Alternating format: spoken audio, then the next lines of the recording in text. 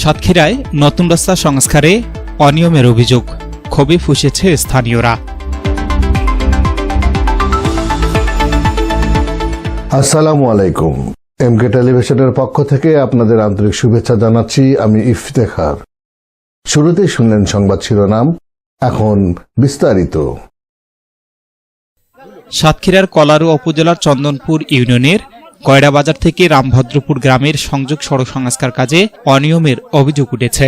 নতুন করে পিচ ঢালাই দেওয়ার কিছুদিনের মধ্যেই সড়কের বিভিন্ন স্থানে ঢালাই উঠে যেতে শুরু করেছে বলে অভিযোগ স্থানীয় বাসিন্দাদের।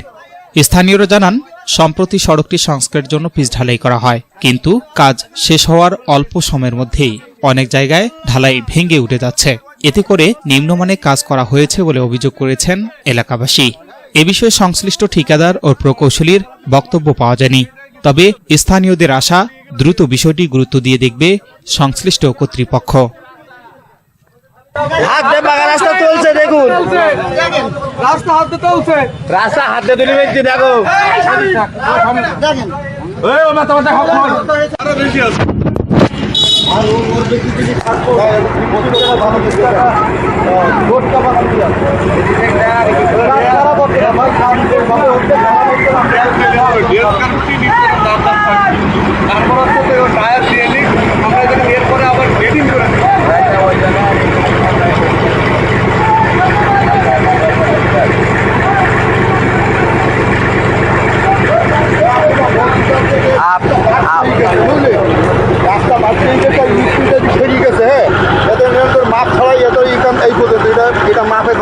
আপনি যে রাস্তা করছেন এই ফুল দায়িত্ব আপনার, এখন দেখাশোনার দায়িত্ব আপনার। এইখানে যে ওই সামনে কিছু জায়গা আছে যে ফিনিশিং হচ্ছে না, আপনি দেখছেন? ওখানে ওভারল্যাপিং হয়েছে, ওখানে মাল দেওয়া হয়েছে, থিকনেস কম ছিল, মাল দেওয়া হয়েছে, ওটা ঠিক হয়ে যাবে।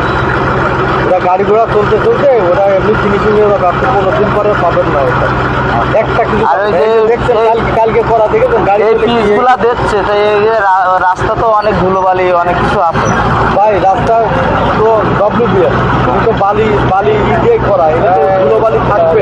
আপনি যত পরিষ্কারই করেন না কেন, ধুলোবালি থাকবে। তার জন্য S Rahman, news desk, MK television. শেষ করছি এমকে টেলিভিশনের সংবাদ। এতক্ষণ আপনারা আমাদের সাথে থাকার জন্য অসংখ্য ধন্যবাদ।